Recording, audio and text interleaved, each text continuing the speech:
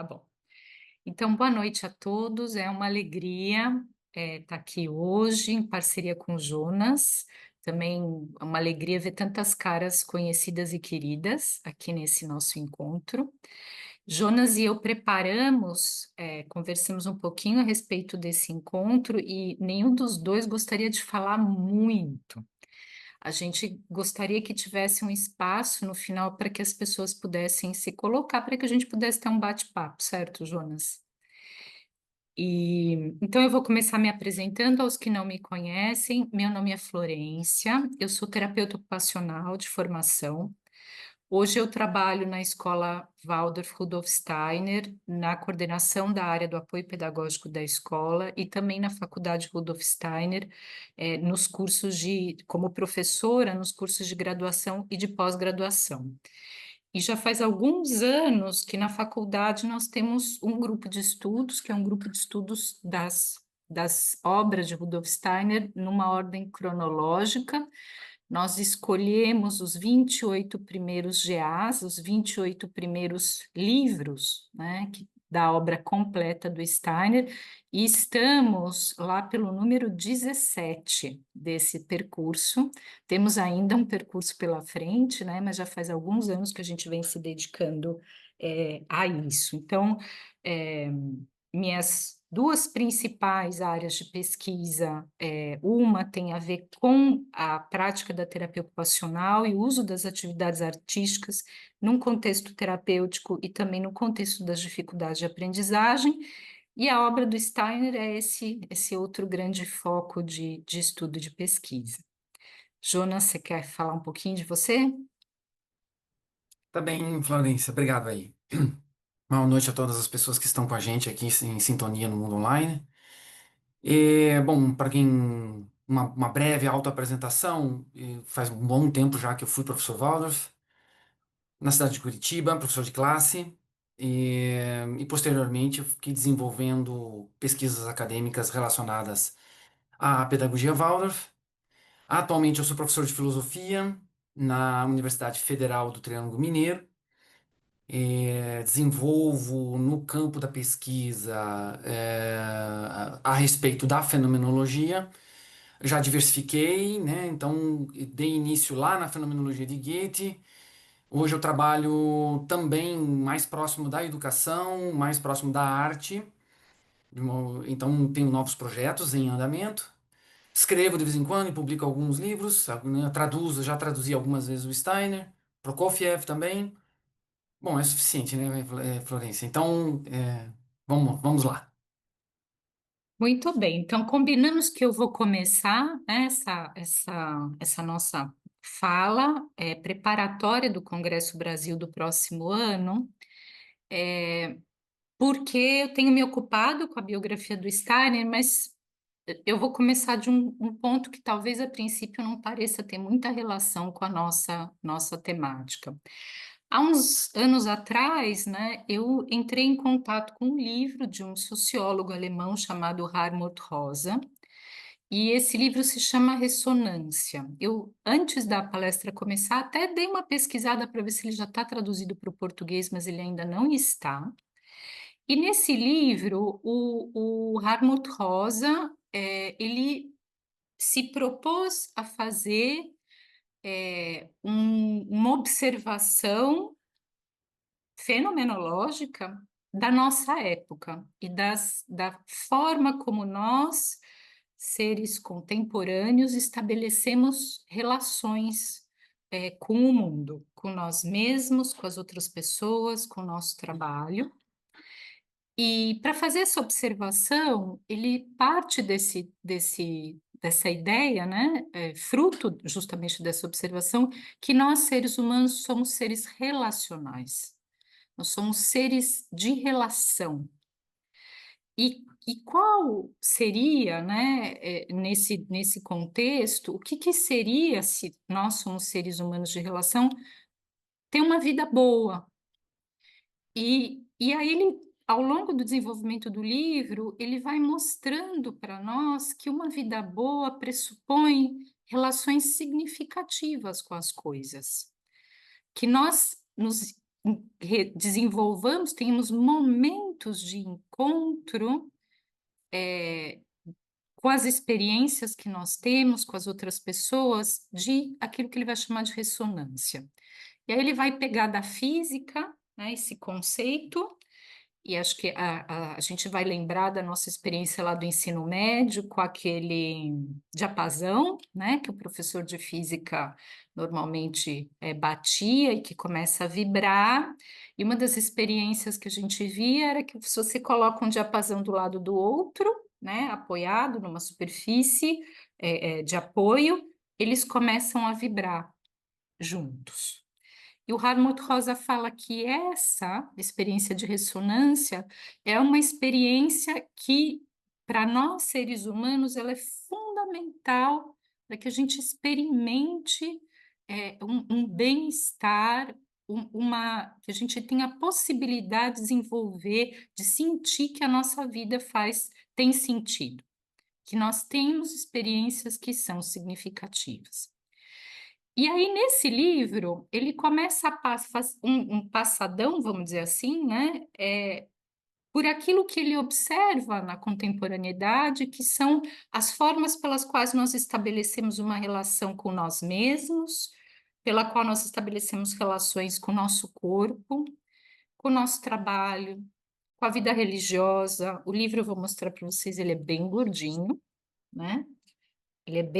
Ele faz realmente assim um percurso bem extenso, e a conclusão a qual ele chega é que desde a modernidade, desde o século XVI mais ou menos, a gente vem passando por um processo de aceleração da nossa vida, um processo de desenvolvimento de uma relação com o mundo, que é uma relação instrumental, ou seja, eu olho para o mundo buscando uma forma de controlar esse mundo, de utilizar os recursos desse mundo, e aí a gente vai para o campo da natureza, mas também para o campo das relações pessoais, e que essa maneira que nós desenvolvemos, passamos a desenvolver desde o século XVI, de nos relacionarmos com o mundo, ela produz formas de relação que não são ressonantes, elas são alienantes, ou seja, que a gente se sente cada vez mais separado de nós mesmos e do mundo. Não é o caso aqui de eu me alongar muito a respeito do livro, ele é muito bom.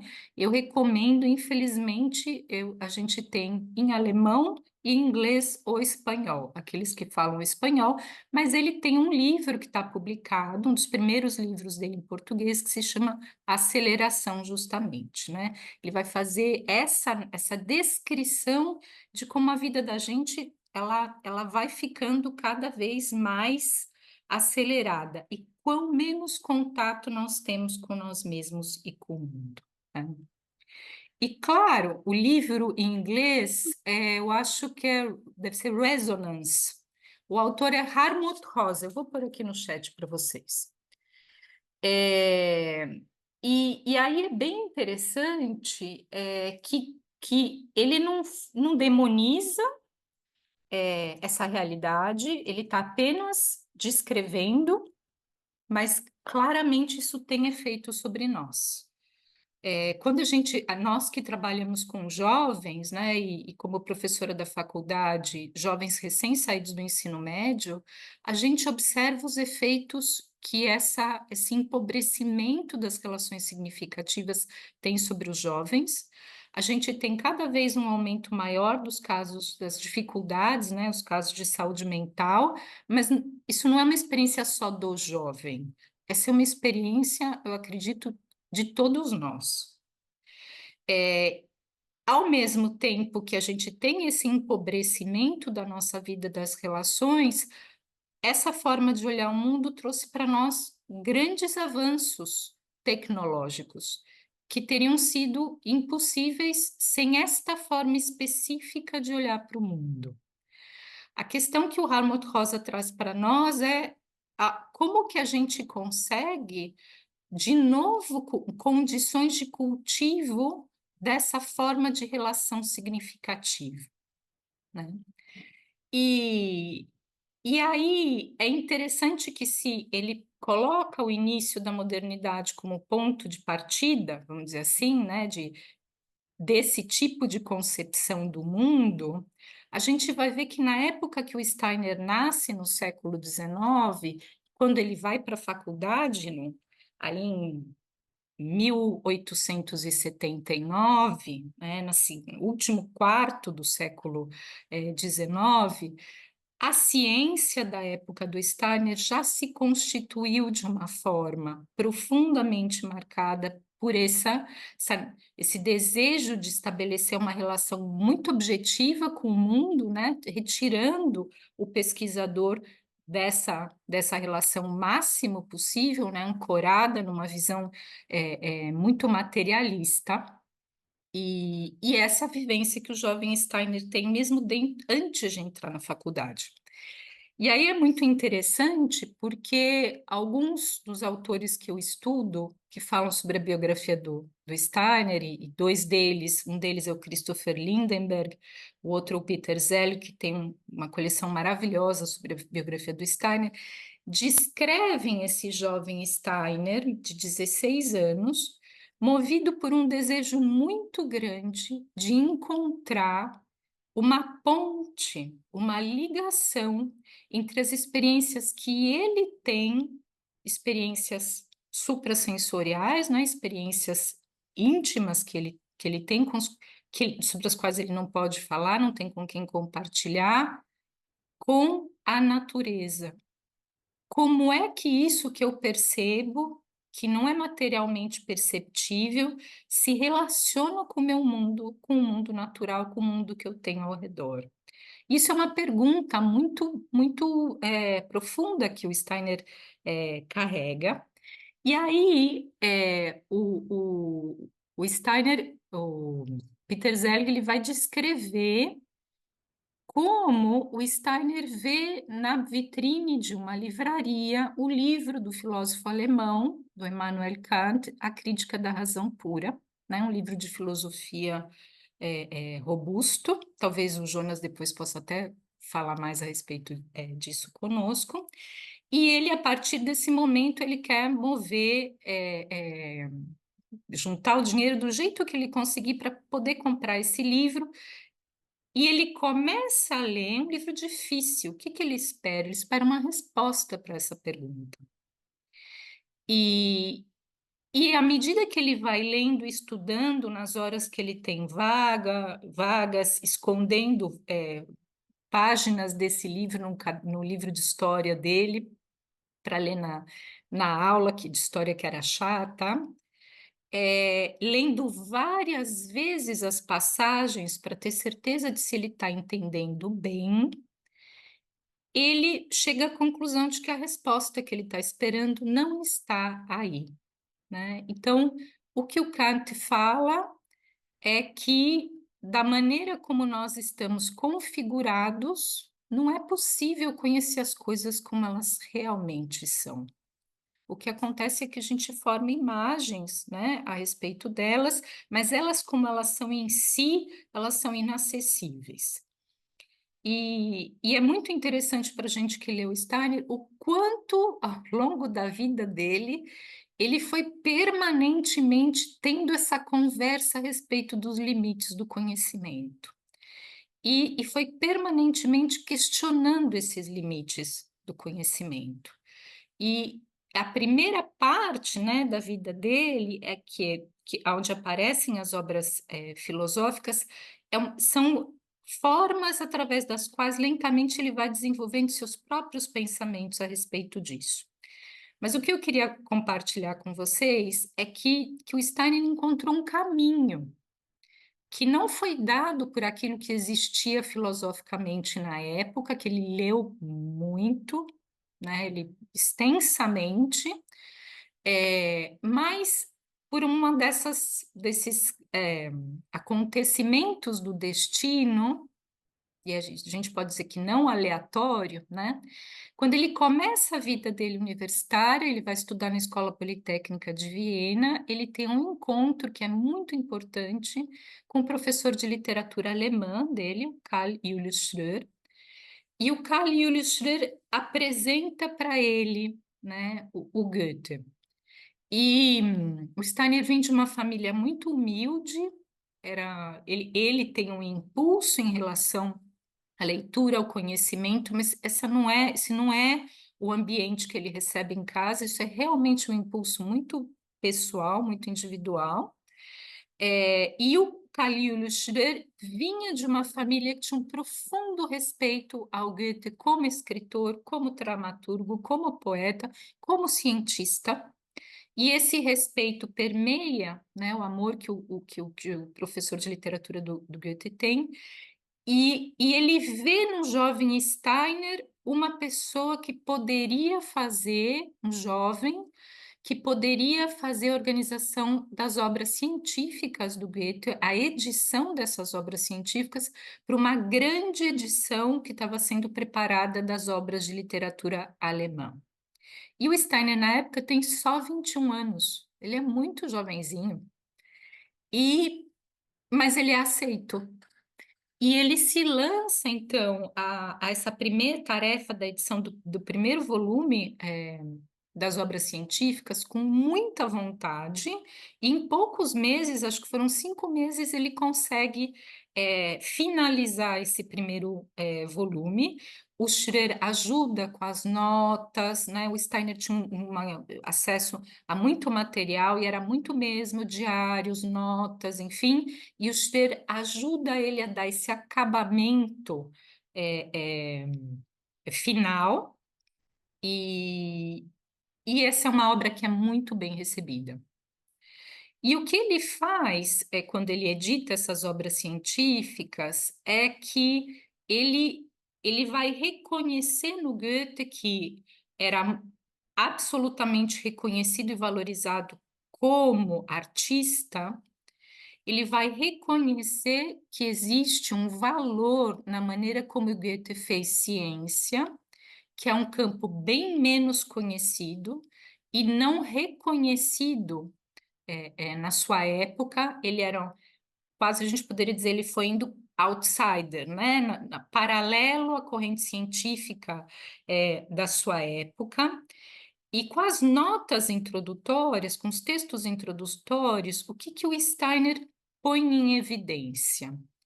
Que o maior mérito do Goethe não eram as conclusões às quais ele tinha chegado, mas é um método através do qual ele pesquisava. Então, que ele tinha uma maneira de se relacionar, de construir um conhecimento que partia da observação do fenômeno e que reconhecia que para cada tipo de objeto que eu observo, eu preciso desenvolver um método diferente.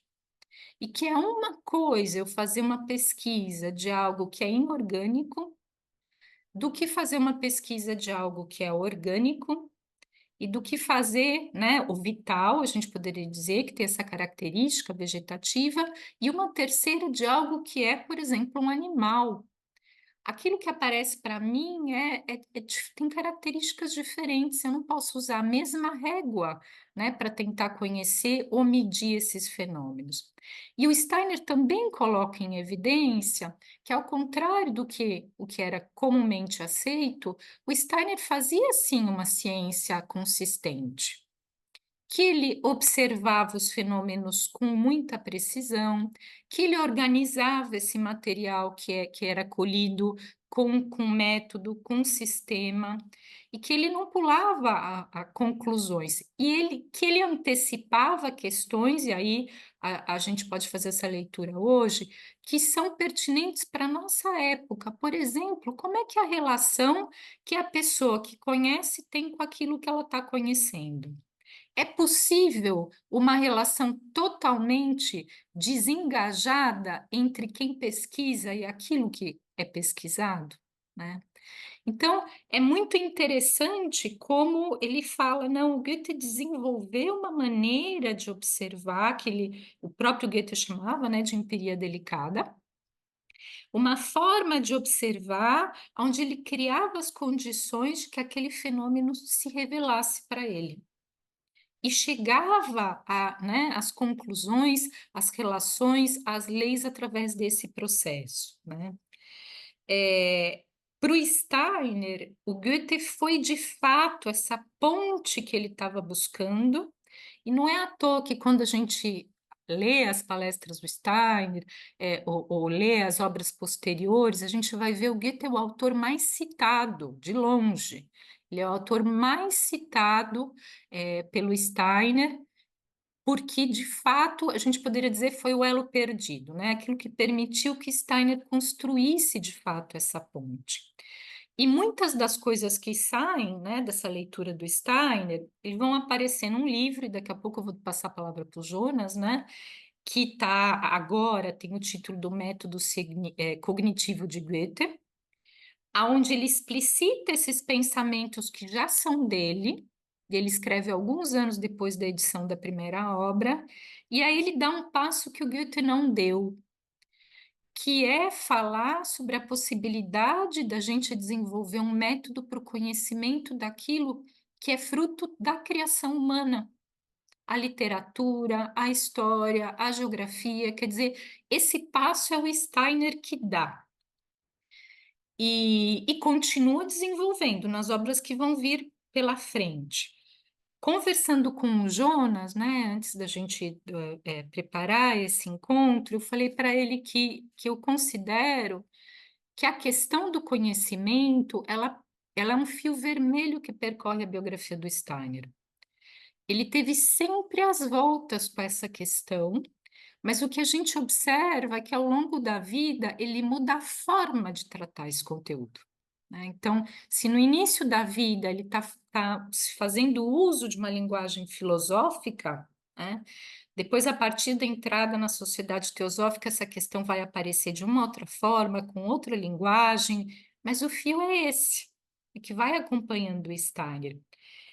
E por que, né, a gente poderia dizer? É, é porque, de verdade, isso é uma coisa que eu gosto muito de conversar com os meus alunos da graduação. O conhecimento tem uma dimensão que é existencial. À medida que eu desenvolvo esse olhar para o mundo com essa delicadeza, né, que o Goethe propunha, eu desenvolvo uma relação com o mundo que é diferente, e aí fazendo o link com o Hartmut Rosa, né, que ela pode ser muito mais, que é uma relação significativa. Quando eu estabeleço essa relação significativa com o mundo, isso muda, né? Eu vou citar o Ian McGilchrist, né? O mundo que a forma como eu observo o mundo muda o mundo que eu observo. E aqui a gente tem realmente, assim, eu acho que um tema importantíssimo mesmo para ser discutido e aprofundado no nosso próximo congresso. Olá, Jonas, eu fiz em 25 minutos, hein? Tá com você agora. Ah, agora que eu vi que o meu vídeo estava fechado, já abri ele de novo, tinha esquecido. Obrigado, Florência, e obrigado também por essa abertura toda aí, porque ela também, de uma certa forma, dá ensejo para algo que eu venha a falar aqui durante essa minha exposição. Pois bem, vamos lá, né? A proposta que a Florência e eu aceitamos era de falar justamente sobre o encontro do Steiner com o Goethe, né? Ou com as obras, ou com o pensamento, com a proposta, enfim, com a cosmovisão goetheana. Então tem sim a profunda vinculação com o início de vida, de carreira de Steiner, né? Então não mais vida em família, mas agora uma vida que vai se tornar pública à medida que ele vai publicando, né, os seus textos ou o seu desempenho acadêmico. É por isso que ele ganha bolsa, é por isso que ele também vai parar lá em Weimar, né? Quer dizer, ele tinha notoriedade para a época como pensador, foi reconhecido dessa forma. E hoje em dia é parecido também, né? A pessoa que é um outro sistema de avaliação, e tal, mas enfim. Ele era um jovem reconhecido, né, nas suas capacidades, então, biograficamente, né, que foi a abordagem da Florência, é muito importante a gente entender e lembrar o contexto de aproximação do Steiner, porque não se deu ao léu, não se deu espontaneamente, foi uma construção. Então vamos lá, olha só. Antes da gente já falar propriamente dito, né, o que é que o Steiner está fazendo no GA1? que é a primeira obra dele, que é, na verdade, uma compilação, né, uma coleção de artigos. Ele não escreveu de uma vez. Ele escrevia um artigo, depois passava um tempo, escrevia mais um. Então, o GA1 é uma reunião dos artigos do Steiner, que ele começou, como a Florência falou, a escrever a partir do seu 21º ano de vida. Então, ele é super jovem, né? Tem que dar esse destaque, porque ele era muito jovem mesmo, né? O que que nós temos ali? Imaginar que nós estamos distantes disso, né? Não só cronologicamente, porque era uma produção que o Steiner realizou há aproximadamente 140 anos. Então estamos distantes no tempo, com certeza, mas não é só essa distância. Tem a distância em relação também ao próprio devir da ciência. A ciência que nós temos hoje, ela também já se transformou. Em alguns aspectos não, em outros sim. Então, muitas vezes o debate do Steiner é um debate também histórico, ou seja, ele diz respeito a características do modo de se pensar, ou se querer fazer ciência, dos meados do século XIX, né? Então, tem essa distância também. E uma outra distância que cada um de nós pode ter é o lugar que o Steiner ocupa. Eu estou falando só do GA1 por enquanto, né? O título dele é As Obras Científicas de Goethe, né? Então é o início. Então é bom a gente revisar como tudo começou. Porque na verdade nesses princípios eles guardam certos segredos. Então além da distância do tempo, além da distância das questões históricas, que elas também estão, né, ali, nós temos uma outra distância que é o lugar que a gente ocupa, né? E o lugar o nosso lugar, o lugar de pessoa, que cada um que está me ouvindo aqui tem o seu lugar, e o lugar do Steiner naquele tempo. Que é um lugar, o livro, o primeiro livro, na verdade, é um livro de filosofia da ciência. E esse é o lugar que eu queria dizer. Qual é o lugar do Steiner no início do seu trabalho como pensador e que vai tornar público sua abordagem? Ele está realizando uma filosofia da ciência. Então, existe o dilema: qual é a nossa familiaridade com filosofia da ciência? Porque a gente fala filosofia, mas tem filosofia existencialista, filosofia analítica, filosofia da economia, sabe? A filosofia vai abordando a filosofia da arte, né? Não, é filosofia da ciência. Por quê? Porque então ele tem um campo conceitual, uma dinâmica de campo de conceitos que pertence ao mundo da filosofia da ciência, e ele não é à toa que ele está usando esse campo conceitual, porque ele está apresentando para as universidades das línguas germânicas, né? Lógico que ele faz isso em Viena, mas uma vez escrevendo em alemão, pertence a todo o mundo, né, da língua alemã, da língua germânica. Então tem a questão de linguagem também. Não é uma linguagem que nós costumeiramente abordamos. Então, vocabulário, partes e todo, unidade, multiplicidade, você vai lá ver. Ideia, experiência. Então, assim, se a gente quer entrar entrar é uma maneira de dizer, né? Entrar no livro ou entrar na obra do autor é ganhar uma espécie de habitar mesmo, né? Habitar naquele campo conceitual. Então, a gente já tem uma intimidade. E leva tempo, né? Eu estou aqui também levando em conta que, creio eu, vou tomar como pressuposto que a maioria das pessoas que está me ouvindo nesse momento tem forte conexão com a educação, afinal de contas, esse aqui é um preparatório para um congresso relacionado à pedagogia Waldorf, e eu sei o que para lidar diretamente com a profusão de desafios que a infância atual está apresentando, com o nível de desorientação das famílias, com o nível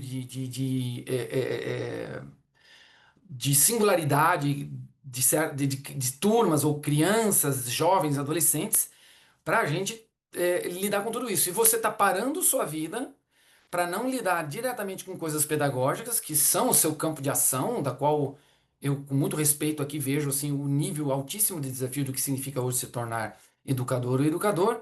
E eu estou tirando você da zona de conforto, porque eu estou jogando lá na filosofia da ciência, lá numa outra linguagem, né? Mas é bom a gente tomar consciência disso, né? Porque existe uma distância. Se nós não estamos familiarizados com os conceitos de unidade, multiplicidade, partes e todo, essa falta de proximidade vai chocar com a proposta que está ali naquela linguagem.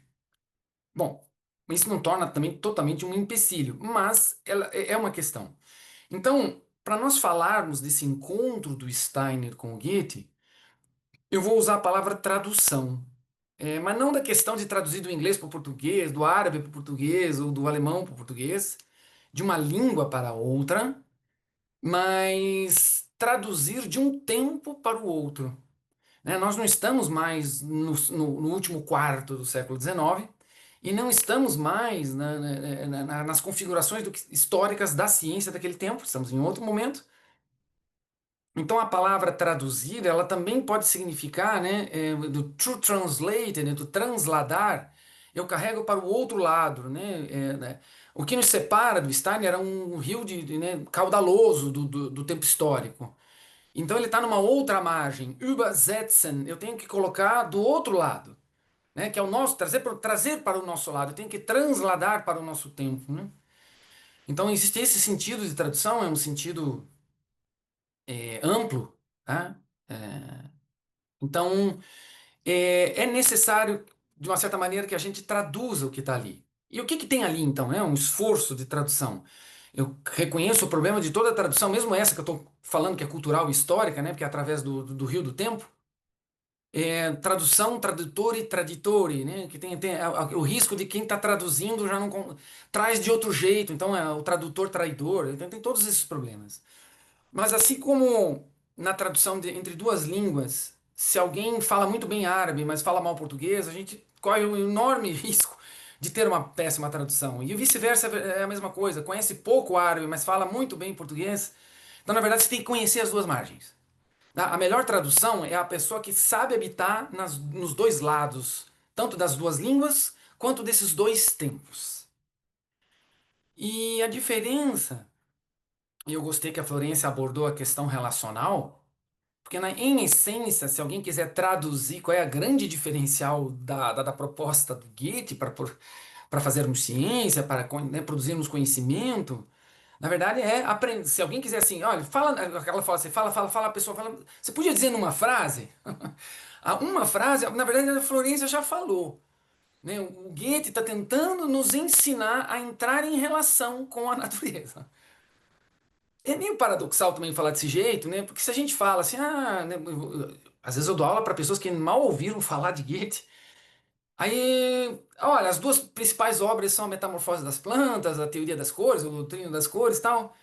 Aí parece assim, bom, se você falou que é pra gente entrar em relação, mas eu já vi planta na minha vida, eu já vi árvore, que graça que tem, né? Eu já vi o amarelo, eu já vi o vermelho, eu já vi o azul. Então eu já entrei em relação com o azul, eu sei do que você está falando. É esquisito, porque ao mesmo tempo é um convite, aí nós, que é essa palavra entrar em relação, porque nós somos seres relacionais, é aprender a criar qualidade das nossas experiências. E, de fato, assim, nós temos vários, digamos assim, barreiras, que são as barreiras do século XXI, então não são do século XIX. Um deles, esse autor citado pela Florência, o Hartmut Rosa, trabalha com o problema da aceleração. E um dos nossos dilemas é desacelerar, porque para você realmente entrar numa boa relação com o seu corpo, com você mesmo, com os seus alunos, com o mundo vegetal, com o mundo das cores, e começar então a ter novos insights, novos discernimentos, né? Ou seja, a partir da experiência você vai enriquecer seu conhecimento, a gente necessita desacelerar.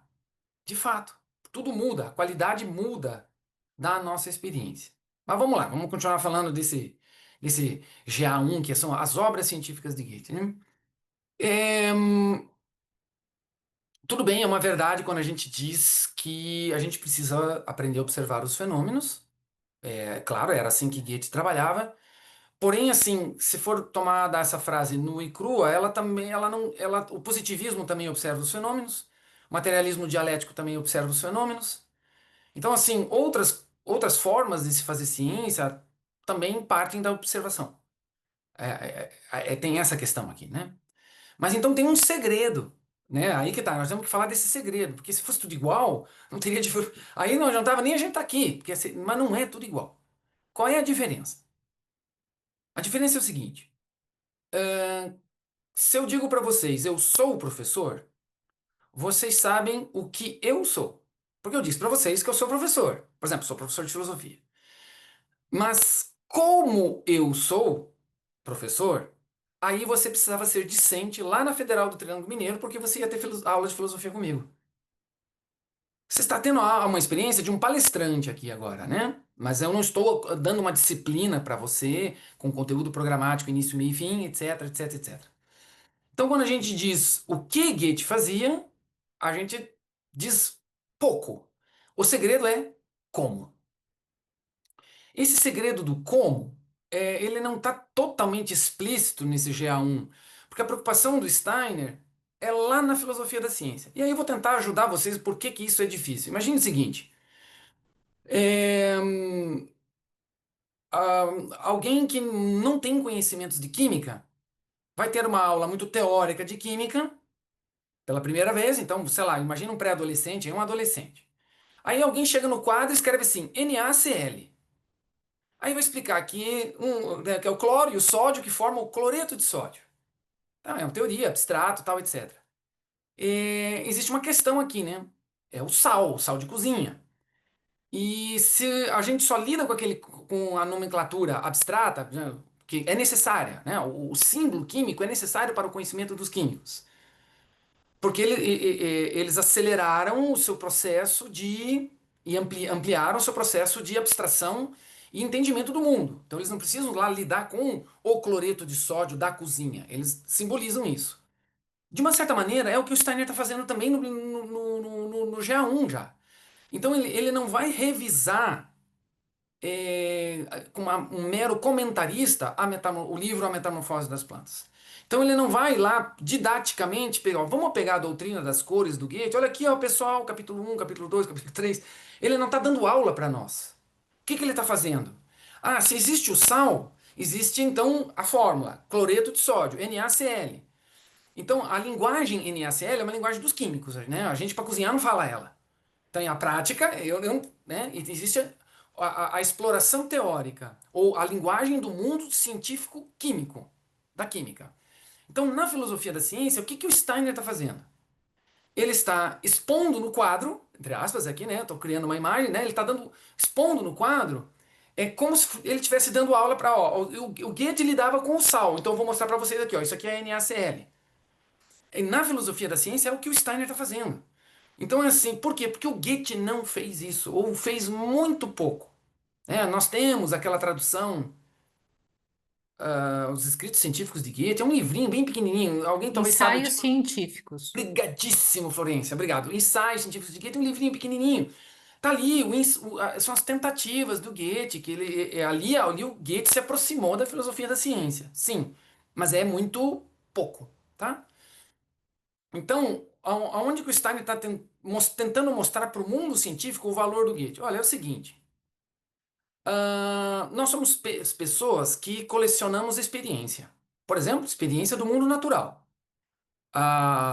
Nós temos experiências para dar nomes às plantas. Pronto. Nós temos experiências do mundo cromático. Ótimo. A questão é a seguinte: qual é o grau de leitura que nós fazemos dessa experiência? Essa é a diferença do Goethe. Então, o Goethe procurava enriquecer e diversificar os modos de ler suas experiências. Então, para não confundir o Goethe com os cientistas da época, ele não era um mero colecionador só de dados e informação, não era, embora ele colecionava coisas também. Ele colecionava obras de arte, ele colecionava fósseis, enfim, né? Mas ele não era um mero, porque o que a ciência daquele tempo, fortemente direcionada ao positivismo, ela se dava por satisfeita por agregar e acumular o máximo possível de dados, que então ela vai chamar de fatos, vai aprender a classificar, então tá bom, eles não são iguais entre si, então vamos aprender a colocar em gavetas mentais todos esses fatos, dados, informações, e depois a gente vai fazer análises. E não é isso que o Goethe faz. O Goethe, ele vai procurar se tornar um sujeito aprendiz. O que eu chamei de leitura da experiência é um caminho que nós podemos fazer de, ao termos experiência, potencializarmos o nosso aprendizado a cada vez que estamos tendo essas experiências. Então, o tal do sujeito, que agora o sujeito é o Goethe, ele é sempre um sujeito em transformação.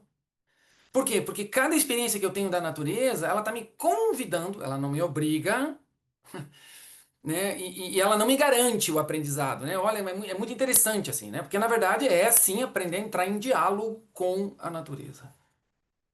Ou usar a expressão da Florência, aprendemos a entrar em relacionamento com os fenômenos naturais. Então, se por um lado existe a questão da leitura de experiência, então porque só ter experiência, ou só lembrar mnemonicamente, eu lembro do que eu vivi ontem, isso não é a leitura da experiência. Eu estou apenas reproduzindo, eu posso reproduzir mecanicamente na minha memória. Não é mais do que isso. E existe a outra ponte, o Steiner volta e meia no GA1 ele faz isso. Olha aqui a importância que ele dá. O outro segredo do Goethe não era apenas, quer dizer, esse é um grande segredo, é maravilhoso nós nos tornarmos pessoas que praticam a leitura de suas experiências. É maravilhoso. Nós, traduzindo numa outra linguagem, a gente se torna uma pessoa que que enriquece suas experiências. Na outra ponta, agora eu vou inverter, eu vou trocar o modo de expressar. Existe o desenvolvimento que o Steiner vai colocar do pensar. Não basta ter experiência, não basta lermos nossas experiências. A outra ponte, o outro lado do desenvolvimento goetheano, é sim o desenvolvimento do pensar. E de novo aqui, o segredo não está no o que, e sim no como. É a mesma coisa.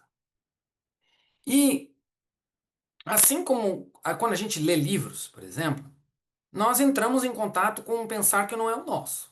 Seja livro que for, pode ser um romance, pode ser alguma coisa aí da internet, né? Não estou falando o tipo de texto, não estou me preocupando com isso. Estou falando assim, ó, você vai ler, então você está entrando em contato com um modo de pensar que não é necessariamente o seu.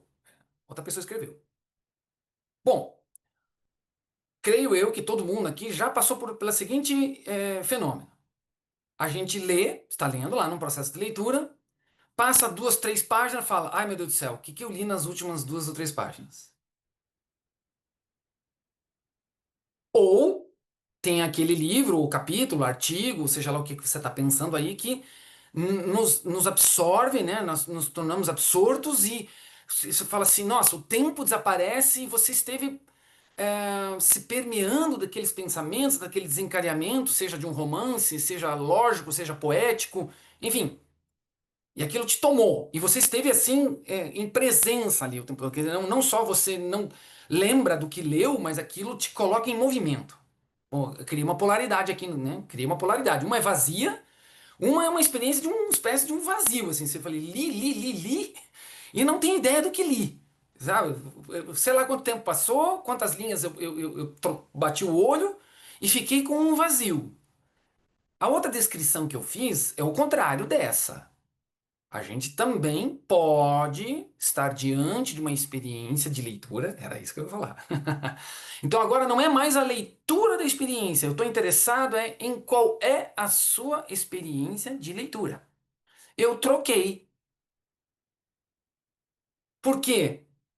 Porque no fundo o pensar quando ele se torna autônomos em nós, né? Como que eu vou desenvolver o meu pensar?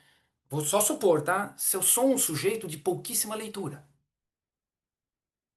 Não estou dizendo que não é possível, mas uma das formas de nós desenvolvermos o próprio pensar é entrarmos em contato com o contraditório, que é a pluralidade absurda dos modos de pensar que estão registrados aí em todas as formas que nós temos de registrar pensamentos. E por que que eu disse isso? Porque o segredo do Goethe, que não é o quê, né? Simplesmente, basta pensar, não é basta pensar. É como. Esse como do Goethe, agora vem a diferença. É uma espécie de um Mitdenken, né? É um pensar junto. Eu penso com o fenômeno com a experiência que eu estou tendo. Então, o bizarro ou o estranho é que também existem formas de conhecimento ou modos de pensar que não são modos de pensar junto. E se eu não penso junto, eu não crio relação, que é a abertura do nosso encontro do online de hoje, que a Florência já destacou no começo. E da onde o Steiner tirou isso e o Goethe tirou isso? Na verdade, de uma corrente filosófica chamada idealismo. O Schlegel, que vai escrever, ele até criou uma palavra nova, Sinnphilosophie, que é traduzido para o português como sim filosofia. Fica meio esquisita essa palavra, mas ele queria dizer o seguinte: o ser humano não sabe mais pensar junto. A gente precisa aprender a pensar junto. Linda essa frase, agora vamos lidar com a dificuldade dela.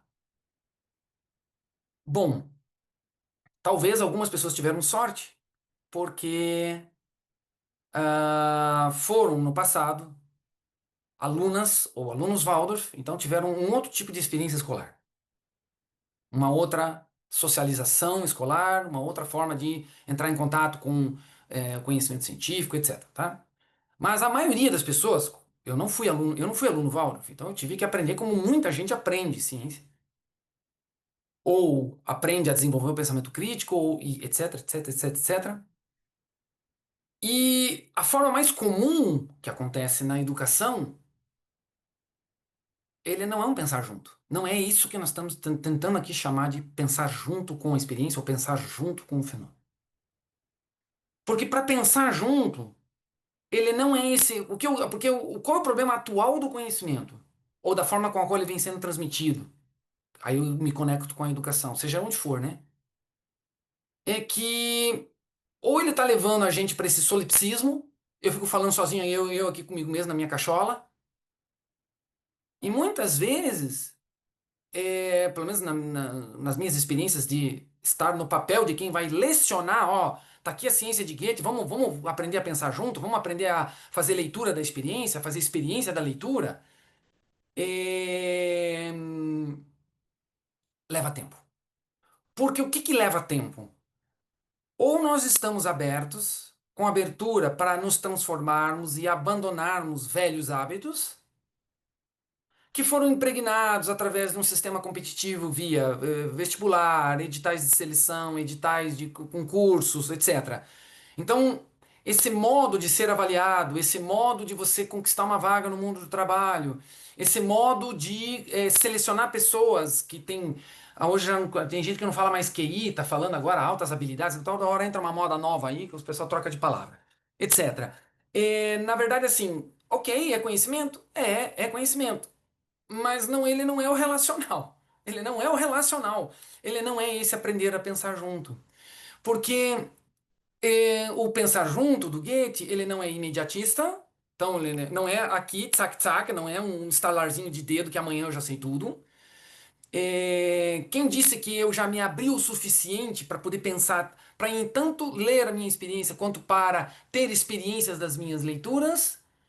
Então, você e eu, todo mundo aqui precisa de tempo, que é um tempo não só cronológico, de pensar assim, é verdade, semanas, meses, mas aquele tempo subjetivo, psíquico, cognitivo, né? Que ele é meu, ele é seu, as coisas precisam acontecer, se assentar, amadurecer, para daí ganhar um outro patamar de domínio aqui epistemológico. Então, na verdade, então, a primeira obra do Steiner, essa primeira aproximação, é sim o Steiner na linguagem da filosofia da ciência, usando vocabulários, né? Então a gente tem que aprender. O Mitdenken, que é o pensar junto, é assim: como que o Goethe pensava unidade e multiplicidade? Como que o Goethe pensava todo e partes? Como que o Goethe pensava ideia e experiência? Tem que ser esse como, porque aí a gente aprende a pensar junto com o Goethe. Então não é só, né, a história, não é só ter experiência, a gente vai ter que desenvolver o pensar também. E, gente, esse é apenas o GA1. E eu já fui uns 25 minutos da minha fala. Só que eu vou falar mais um pouquinho. Mais ou menos eu e a Florença combinamos mais ou menos próximo das 20, até para.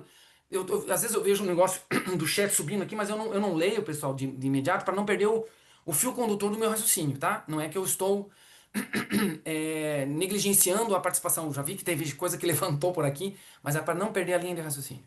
Mas eu quero mostrar para vocês o salto, porque a gente tem que falar desse jeito. para o GA2, né, que é o segundo livro do Steiner, que ele publicou com 24 anos, se não me falha a memória. Obrigado, a Florência já me ajudou ali numa confirmação. 1886? Não, 5, uma coisa assim. Entre os. E aqui tem um salto gigantesco. Porque foi traduzido como o método cognitivo de Goethe, mas assim, literalmente o título é Linhas Fundamentais de uma Teoria do Conhecimento segundo a cosmovisão de Goethe. Weltanschauung. Você sabe que tem uma palavra antiga que a gente não usa mais em português, mas eu gosto mais dela do que cosmovisão. Só que se a gente fala, as pessoas dão aquela. Como é que é? Mundividência. Uma palavra que caiu, infelizmente, em desuso, mas eu gosto da palavra vidência, porque aí é uma visão profunda. Anschauung, uma visão que me conecta uma ideia de intuição. Eu vejo profundamente o mundo. Mundividência. Weltanschauung. Aí é mais comum cosmovisão. Então, até a palavra cosmovisão está no título do Steiner. Então, olha só. Teoria do conhecimento. Agora o Steiner, ele permanece no mundo da filosofia, mas ele sai da filosofia da ciência e entra na epistemologia. Ele nem mais vai falar de obra de Goethe. Não, ele não está mais preocupado com a obra. Ele está preocupado em mostrar o seguinte: a palavra, aquilo que a Florência já abriu. A coisa mais importante para a biografia do Steiner foi o conhecimento. Só que aqui, no início da vida do Steiner, então ele ainda está na fase filosófica epistemológica, então ele está com uma outra abordagem, tá? E claro, muita gente conhece as outras formas com as quais Steiner trabalhou e também outras formas de conhecimento no futuro. Lá vamos nós, olha só. Quando eu digo assim, história, economia, psicologia, sociologia, eu estou falando de campos do saber que possuem conhecimentos e são aplicados a uma área. Medicina é um conhecimento aplicado ou conhecimento desenvolvido e explorado para resolver um problema da relação doença-saúde. Entendimento do que é doença, como chegarmos a tratamentos, diagnósticos e tratamentos de saúde, cura. Ponto. E por aí vai. Todos os conhecimentos passam por crise. Sim, porque, por exemplo, a história é um conhecimento, mas não dá mais para nós, em 2025, pensarmos historicamente como se pensava em 1950. Porque já se passaram 75 anos, porque a gente tem novas perspectivas, novas análises, dados que não tínhamos em 1950, abordagens novas, etc, etc. Claro, ficaria assim, todo o conhecimento passa por crise. A economia, a medicina, a pedagogia, a história, a sociologia, etc, a filosofia. Não é aqui que o Steiner está. Porque o que é epistemologia? É o conhecimento que a gente cria para estudar o conhecimento. Então a história é o conhecimento desenvolvido, produzido para tentar, né, abordar o devir coletivo de um povo, da humanidade, de uma cidade, de um estado, tarará, tarará. Epistemologia não é um conhecimento que vai estudar outra coisa, é um conhecimento que estuda o próprio conhecimento. Então ele tem esse desafio para todo mundo. Mesmo pessoas que estudam filosofia, não necessariamente elas são boas em epistemologia. Mas onde que eu quero chegar? É que assim como história, medicina, sociologia, psicologia, todas as formas de conhecimento passam por crise, a epistemologia também. Ela também passa por crise. Embora o conhecimento tente estudar o próprio conhecimento, existem crises. E uma das crises, a Florência também já me fez o favor de ter citado, é o momento em que o Steiner adolescente, por conta própria, ainda bem que a Florência descreveu biograficamente como foi isso, porque ninguém estava pedindo para o Steiner fazer o que ele fez. Então, que vontade era essa, né? Lá foi ele atrás do Immanuel Kant. Então tá lá uma proposta de tentar falar sobre a questão do conhecimento humano. Crítica da razão pura nada mais é do que olhar criticamente, criar um conhecimento crítico a respeito da nossa forma de conhecer o mundo. É isso que o Kant está tentando ali. E de fato, o Kant era, olha, não só era, como dependendo de onde você está, ele ainda é muito louvado. Ele tem sim grandes méritos em nome do que ele fez. Ele modernizou muitos aspectos do nosso modo de pensar, Mas o Steiner vai se contrapor a um posicionamento do Kant, que diz principalmente em relação ali à questão dos limites da forma do ser humano conhecer a realidade, conhecer o mundo, conhecer as coisas. Bom, e ele vai fazer isso várias vezes, tá, o Steiner? Nossa, isso ele vai, fora que ele volta e meia ele repete essa questão, né, da questão dos limites. Independente disso, o que é que o Steiner está fazendo no segundo? Então, no GA2. Vou lá, o método cognitivo de Goethe, ou simplesmente a epistemologia de Goethe.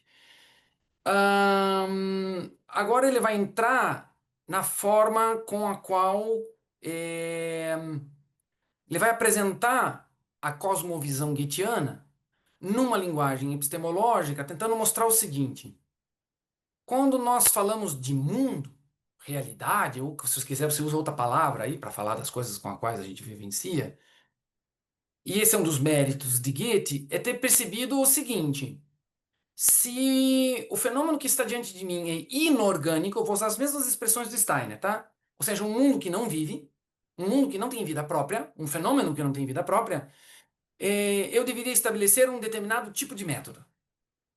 Se o fenômeno que está diante de mim é um ser vivente, mas vivente ainda vegetal, então eu tenho que mudar a forma de produzir conhecimento, a forma, a minha metodologia. Eu tenho que mudar a minha postura, eu tenho que mudar a forma com a qual eu vou ler minhas experiências e enriquecer as minhas experiências de leitura. E se aí ele chega no humano, então, né, ele sai do mundo inorgânico, então tem um princípio. O mundo vegetal tem outro, o mundo animal tem outro, o mundo humano tem outro ainda. E por ser um livro já quase do final do século XIX, o Steiner está muito contemporâneo para o seu tempo, porque ele está exatamente no debate do século XIX, que é o debate da transferência que era realizada das conquistas das ciências naturais para o mundo humano. E né, o Steiner não está sozinho, um Wilhelm Dilthey, ele é muito conhecido no mundo da filosofia, o tempo todo se preocupava da ponte entre ciências naturais e ciências humanas, tá? Mas o problema é o seguinte, que na verdade essa turma, a turma, né, essa comunidade de intelectuais, o Steiner, o Dilthey, eles não eram lidos por todos os cientistas. E aí o que que acontece? O século XIX experimenta uma coisa que deu muito orgulho para o ser humano. É que aquilo que foi sendo chamado de ciência para aquele tempo produziu algo chamado tecnologia. E tecnologia desenvolveu a vida humana em sociedade, que é o que a gente fala hoje, aquele triângulo: ciência, tecnologia e sociedade. E como isso emprestou ao ser humano o poder de dominar a natureza, ou dominar o ser humano, ou explorar a natureza, e isso virou também poder econômico, nós temos aí o impasse que se desdobra no século XX, e não é nada diferente no XXI, porque tudo o que vem depois, tanto que muita gente hoje, eu esqueci o nome do biólogo, eu acho que ele está vivo ainda, ele fala assim: o que a gente faz hoje, século XXI, já virou tecnociência. Né? A maior parte, uma parte muito grande da ciência é voltada para questões de desenvolver tecnologia. Então a diferença, quando a gente só vai desenvolver tecnologia, é que aí nós estamos preocupados com a utilidade daquele conhecimento. Ele tem que servir para alguma coisa. E a diferença, vou já agora finalizando minha fala, é que se a gente entra com essa pergunta, para que me serve isso, né, no sentido utilitarista e pragmatista da palavra, para que me serve esse Goethe aí, né? Para que me serve? O que que eu ganho com as obras do Goethe, né? Se a minha pergunta é essa, eu fecho as portas. Eu já começo com as portas todas trancadas, porque aí a obra do Goethe não responde. E aí então surge um impasse gigantesco. Então a diferença é essa. Que oportunidades temos de, e se queremos, passar por processos que faremos leituras de nossas experiências, então elas vão se tornar cada vez mais ricas. E o outro lado, o que estamos fazendo para potencializar e ampliar nossas experiências de leitura. É isso. Obrigado pela atenção de todo mundo. Eu não sei se alguém vai mediar alguma coisa com perguntas, porque às vezes, não sei, Florença, você está de olho aí? Olha, até agora não surgiram no chat perguntas, mas surgiram várias contribuições, porque teve gente que já achou o livro em inglês do Harmut Rosa e colocou aqui o Atílio no chat. A Ana Correia Legal. colocou que o Victor Schauberger também é importante nesse contexto de desenvolvimento científico a partir da observação orgânica. É, e também perguntou se daria para traduzir o Mitdenken para uma cognição de linguagem de processo, que se difere da cognição objetificadora que isola os objetos. Vou deixar você responder isso, Jonas. Olha, eu de imediato não chamaria de cognição de linguagem, porque é um aprender a pensar a ideia que impregna o fenômeno e que faz ele se tornar manifesto. Existe sim, talvez, só se a pergunta está embutindo o seguinte sentido. A questão de Goethe é que Goethe está diante também do desafio de descobrir a linguagem da natureza. Não é a linguagem humana, a linguagem da natureza. Porque se é para aprender a se relacionar, como é, né?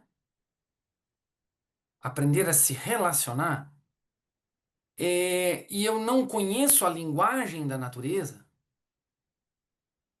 eu falarei uma linguagem estranha a ela, então eu não entro em relação. Então, se a ideia for linguagem da natureza, e essa também é um dos elementos chaves na abordagem Gitiana, a questão dessa linguagem, aprender a falar a linguagem da natureza.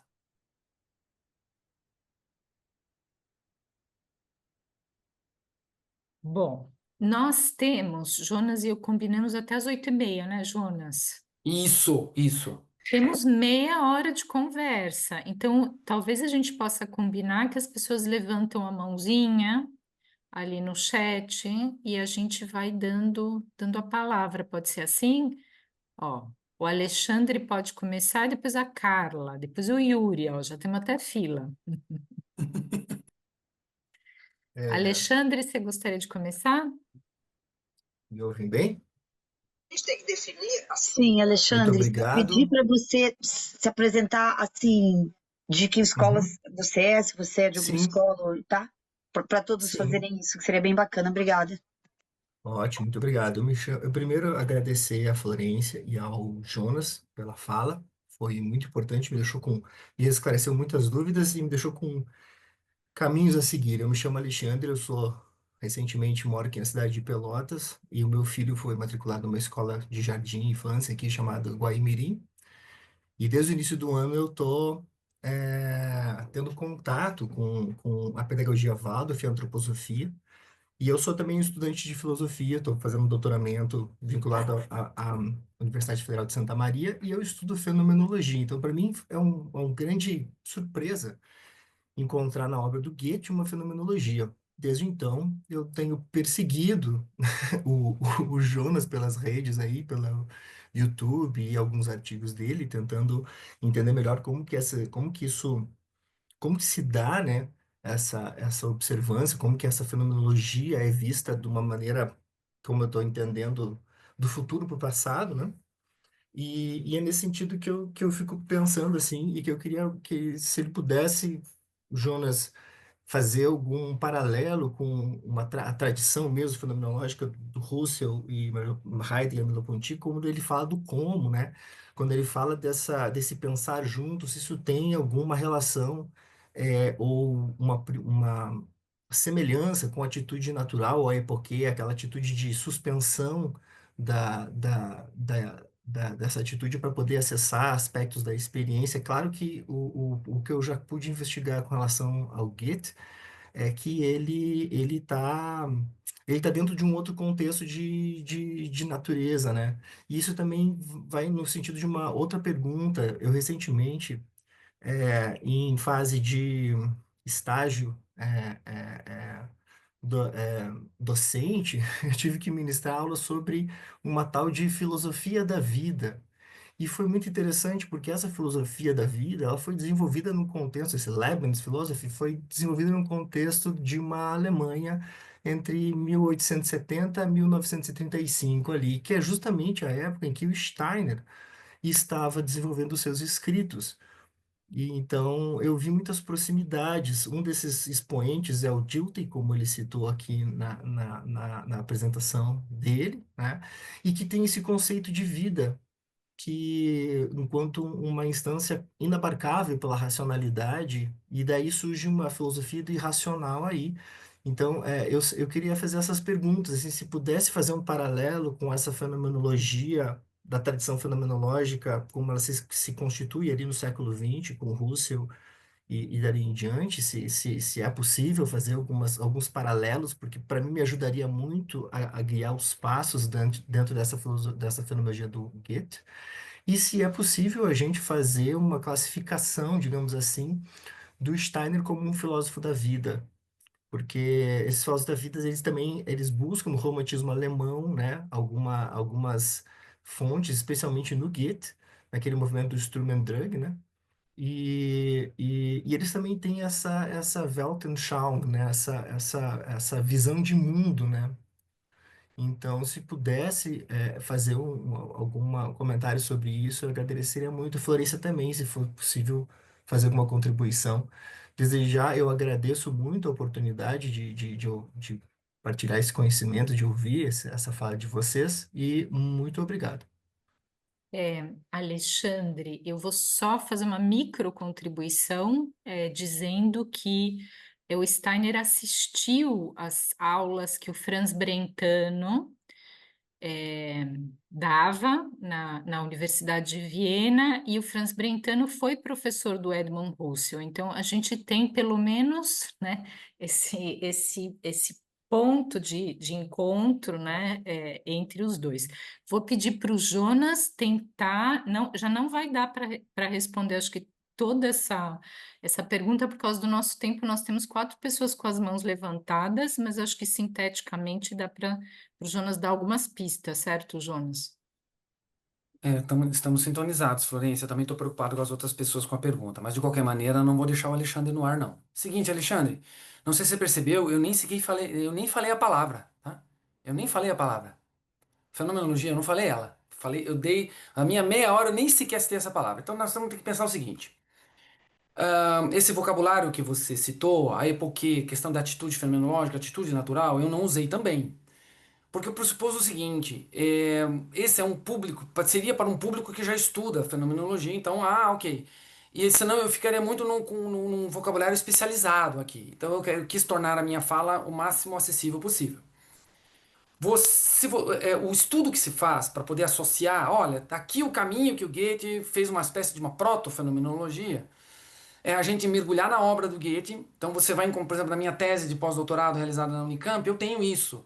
O Goethe nunca usou a palavra epoquê, o Steiner também não. Mas olha aqui, ó, tá vendo o Russell? O Russell pensou assim, assim, assim, assim, assim, assado. Olha aqui, ó, olha na obra do Goethe, olha no Steiner. Então, fazer esse paralelo para dizer assim, olha, eles já estavam preocupados com a forma de nós abordarmos o mundo de manifestação fenomênica.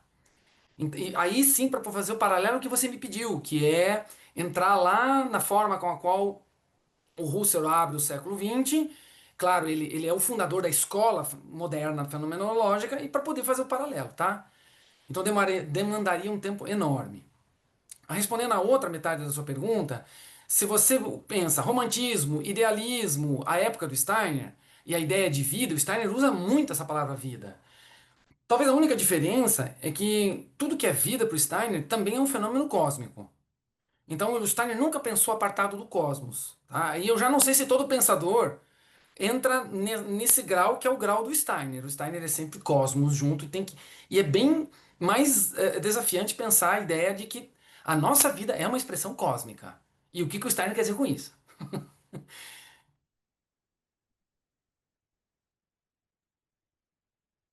Carla? Oi, Flor, oi, Jonas. Muito bacana ver vocês dois hoje aqui, né? Eu não consegui escutar desde o começo, me desculpem, mas Eu acho que a minha pergunta vai numa direção bem objetiva desses encontros, né, que nós começamos a promover, como encontros de preparo para a gente entrar nesse tema, que é o tema do congresso no ano que vem, o 7º Congresso Brasileiro de Pedagogia Waldorf, que é a fenomenologia, que é uma ferramenta importante para o fazer pedagógico, para a compreensão dessa cosmovisão, como o Jonas acabou de mencionar.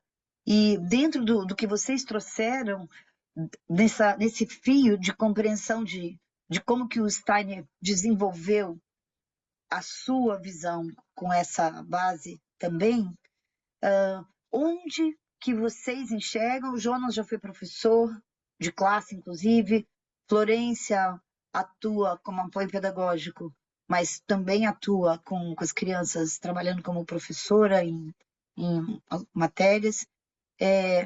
Onde que vocês poderiam, e talvez até escutar as outras perguntas antes, para poder entretecer, onde que no cotidiano do professor Waldorf, saber essa história colabora para que as pessoas tornem cada vez mais claro essa ferramenta para o mundo de hoje, esse momento de alma da consciência, onde a tarefa desafiadora que a gente tem está no cunho social, mas está também em conseguir olhar para o mundo e conseguir perceber no mundo, por um caminho fenomenológico que é uma ferramenta para isso, conseguir perceber no mundo o que por detrás dele está, ou seja, no que a gente vê manifesto no mundo, a gente conseguir adentrar por um caminho de aprofundamento, de observação, nos entremeios e naquilo que não é sensorialmente perceptível.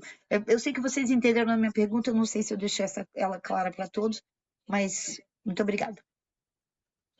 Eu vou sair na frente, Jonas. Eu acho, Carla, estou um pouquinho preocupado com o tempo também, então eu vou responder um aspecto, eu acho que dessa pergunta que você fez.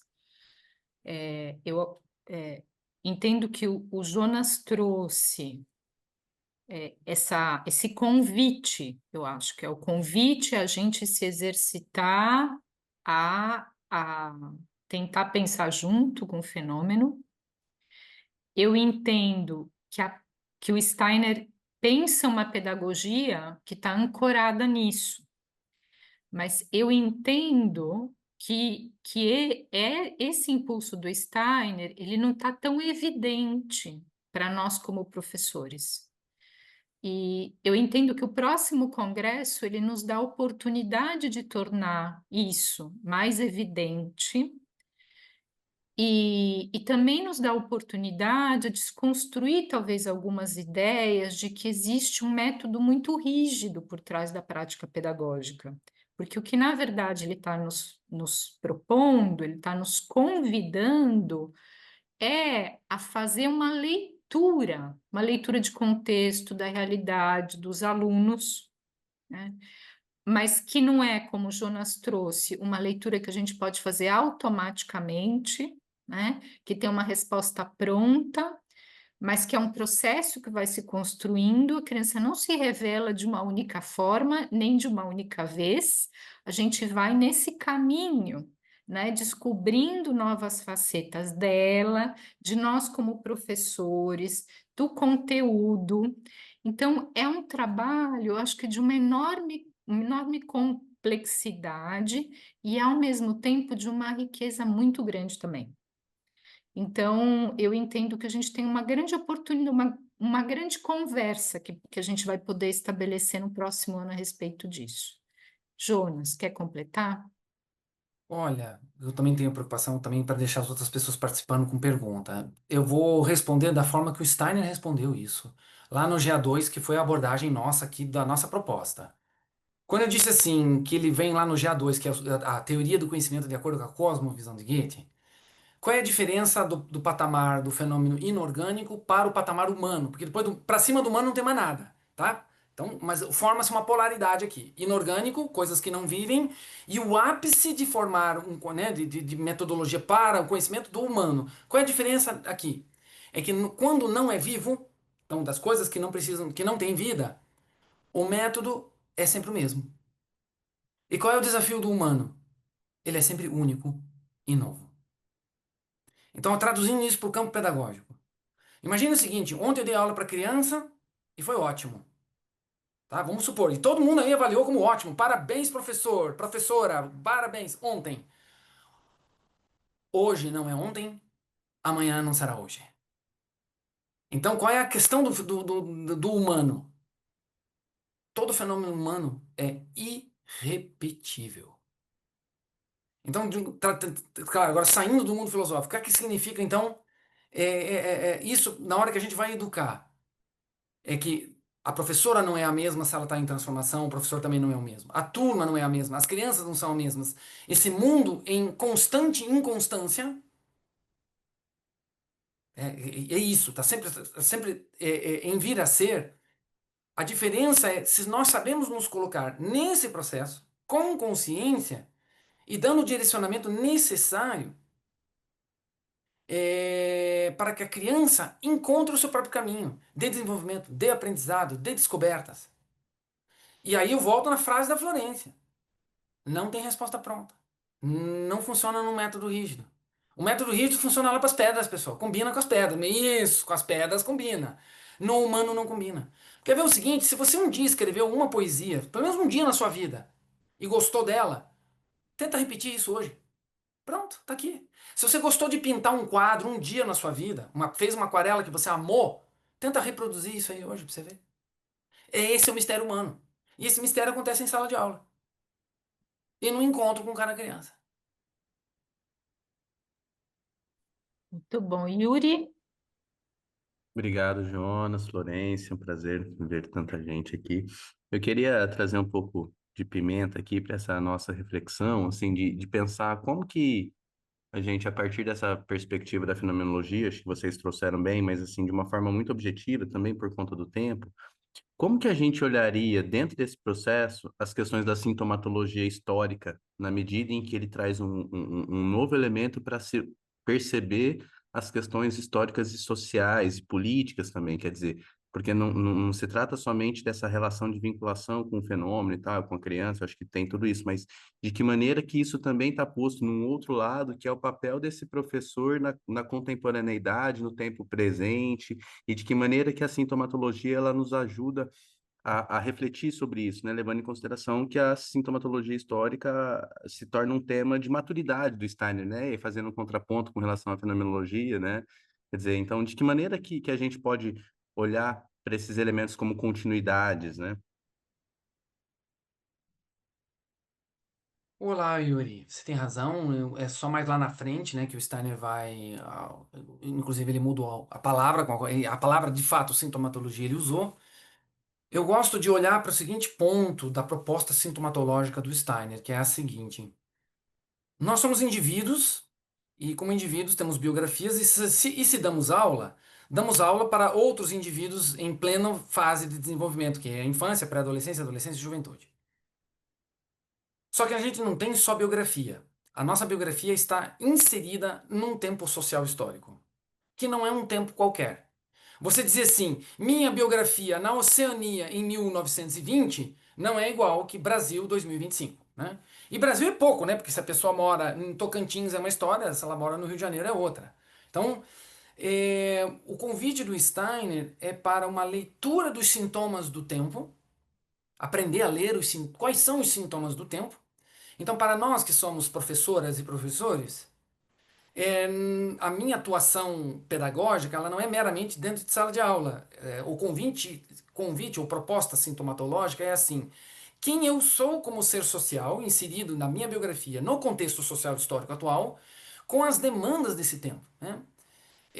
Então, falando sintomatologicamente, o século XXI ele borrou os mapas cognitivos do século XX. Se nós vamos ler o nosso tempo com os mapas cognitivos do século XX, o nome disso é catástrofe. Porque eu preciso preparar a criança que tem 10 anos de idade hoje, para ela em 2045 ela ter lá seus 30 anos, né? Sabe assim, eu tô falando. Então, pera um pouquinho. Se eu ainda tenho mapas cognitivos antigos, eu não consigo fazer a leitura sócio-histórica do meu tempo. Nós temos o nosso desafio, que é fazer uma sintomatologia atual, na atual dilúvio da informação, na fragmentação social ou dispersão social que a gente vive, né? No sentido de que os nossos referenciais estão cada vez mais fragmentados ou segmentados. Então, criar hoje algo em comum já vem sendo uma visão comum, um diagnóstico comum, uma leitura comum, já não vem sendo fácil. Porque eu entendo por quê. Outras pessoas têm experiências completamente distintas da minha. Mas isso não quer dizer que a gente não deva fazer. Por quê? Porque aí a sintomatologia, ela é um processo para nos despertar para as correntes que vêm do passado, se chocam no presente e as que preparam o futuro. E é uma leitura dos fluxos ou correntes de tendências sociais que podem ou não se impregnar na nossa própria biografia. Então não é nada neutro isso que você trouxe. Muito pelo contrário, é extremamente necessário. Obrigada, Yuri. Ana? Olá. Aí, Jonas, eu aqui. Olá. Então, o Jonas sabe que eu tenho uma inquietação muito grande com essa questão das estações do ano no hemisfério sul, né? Acho que essa é uma questão que, enfim, toca diretamente a prática pedagógica, né? E aí as minhas pesquisas têm sido nesse sentido, né? De como que uma pedagogia que é baseada em toda uma filosofia de observação dos fenômenos, de repente a gente está festejando a Páscoa com coelho, com lagarta virando borboleta, com coisas que estão saindo, sendo que o movimento é justamente o contrário, né? Seria assim, um ostracionismo, né? No outono. Então, é isso, as minhas pesquisas têm sido nesse sentido. Eu escrevi 2 TCCs que têm a ver com essas minhas inquietações. Tenho mais perguntas do que respostas, o Jonas sabe. E, então, assim, estou muito feliz que o tema do congresso seja esse, porque eu acho que nesse devir, né, a gente precisa encontrar o nosso caminho, né, aqui no hemisfério sul, né, que tem outras incidências mesmo, né, de força, de estação e de tempo.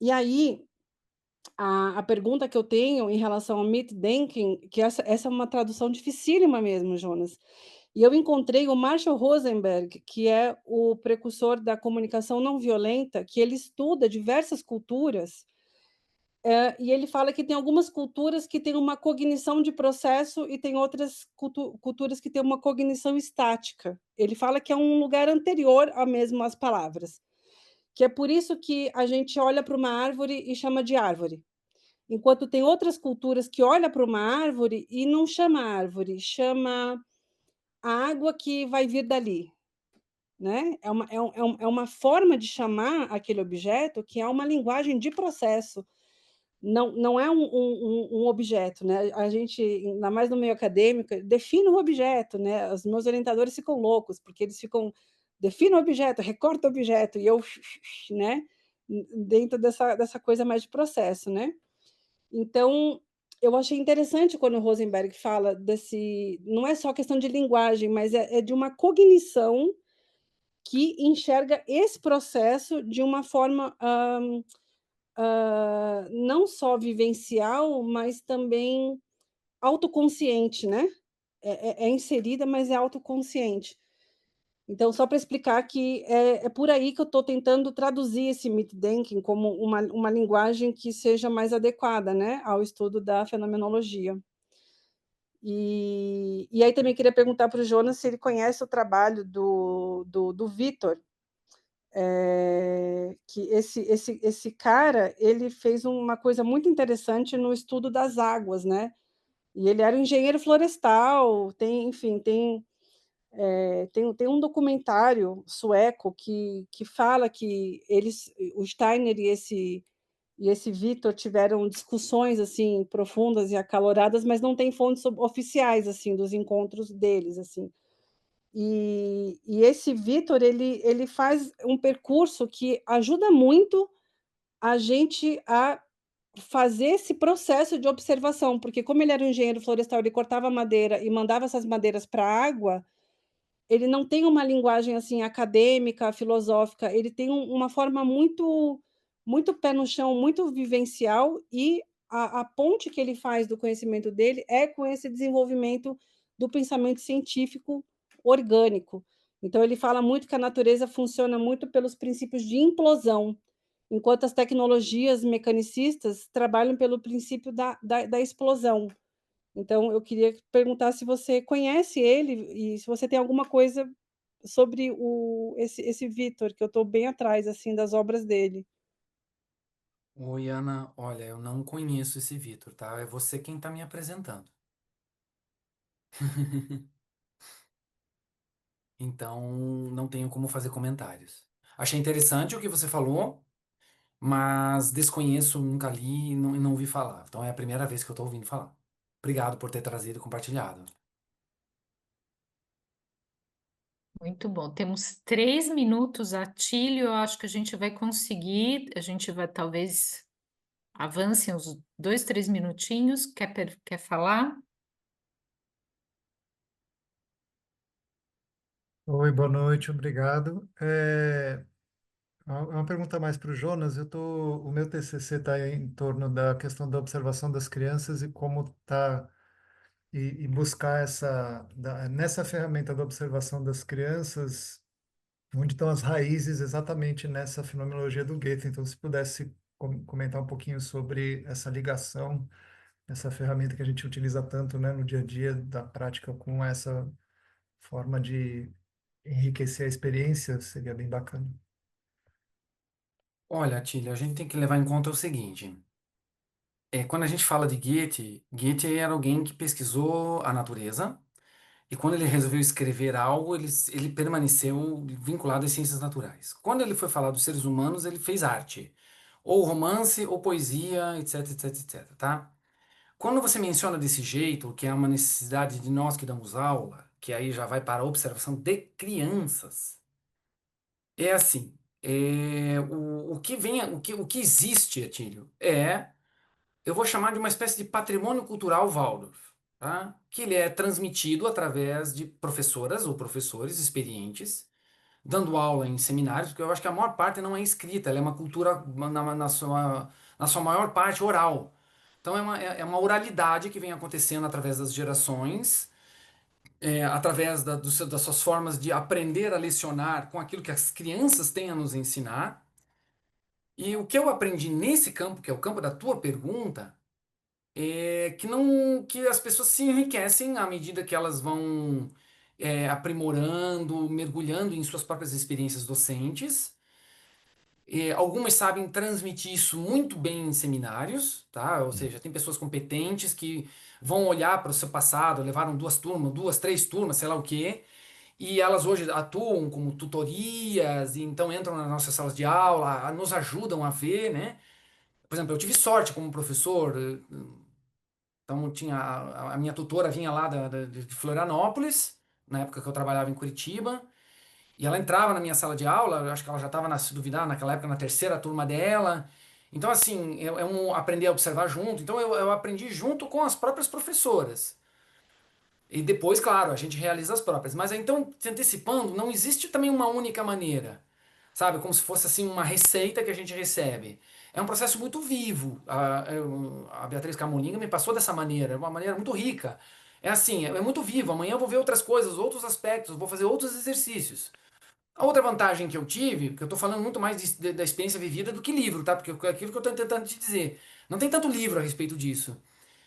Na época, a escola onde eu trabalhava, nós fazíamos na conferência, né, dos professores, uma observação coletiva de crianças. Então, escolhíamos uma criança e tal. Então também foi um processo muito enriquecedor. Porque aí você aprende não só como o que você observou, mas, nossa, a colega aqui do lado viu coisas que eu nunca tinha visto. Então, eu aprendi muito. Então é um processo muito mais que a gente vivencia, claro, e aí potencializa demais o nosso aprendizado a respeito de como desenvolver isso do que atrelar a ideia de Goethe. Algumas pessoas estão tentando fazer uma tradução disso, Né? Nós temos que lembrar o seguinte: Steiner nunca usou, ele usou uma vez na vida dele lá a palavra fenomenologia, e muito pouco. O Goethe nunca usou. Steiner falava mesmo, e isso ele usou a vida inteira, é Goetheanismo. Essa é a expressão que o Steiner usa, tá? Então, o Steiner vai usar o tempo todo Goetheanismo. Eu queria só completar que a Cida já colocou aqui, né? A gente tem algumas pessoas que, como disse o Jonas, pela tradição Waldorf, elas sistematizaram isso em livros. Um está traduzido para o português, da Ana Seidel, que está aqui, né? Do Eu Sou Tu, acho que é a Felbe que editou esse livro. E depois o Christopher Weicker, que foi dirigente da seção pedagógica, ele escreveu um que não está traduzido para o português, que se chama The Riddle of the Child. São formas, enfim, são autores que escrevem a partir também das suas próprias experiências nessa vivência, nesse exercício coletivo da observação da criança, que são interessantes, né? E eu acho que não é via Goethe, acho que é via Steiner mesmo que a gente consegue fazer o link para entender por que é que essas formas de observação de criança foram aparecendo dentro da escola Waldorf. Bom, são 8h32. Acho que a gente pode encerrar, Jonas. Sim, Florência, conforme combinamos, deu certo. Então, tá bom. Eu queria agradecer imensamente a presença de vocês, as perguntas que foram muito interessantes, as contribuições. Espero encontrar todo mundo em julho do ano que vem, lá no Congresso. Muito obrigada pela presença de todos vocês. Eu também agradeço a presença de todo mundo, o convite para aqui estar junto com a Florência. Que bom que você aceitou, Florência. Né? A dobradinha aí deu certo. Até uma próxima, pessoal. Só, eu queria agradecer, fechando, né, a vocês dois, em nome da sessão pedagógica e do grupo de trabalho que está organizando o congresso, né, a Florência, ao Jonas, né, essa possibilidade de um bate-bola aqui, falando aqui em brasileirês, que foi bem interessante, bem instigante.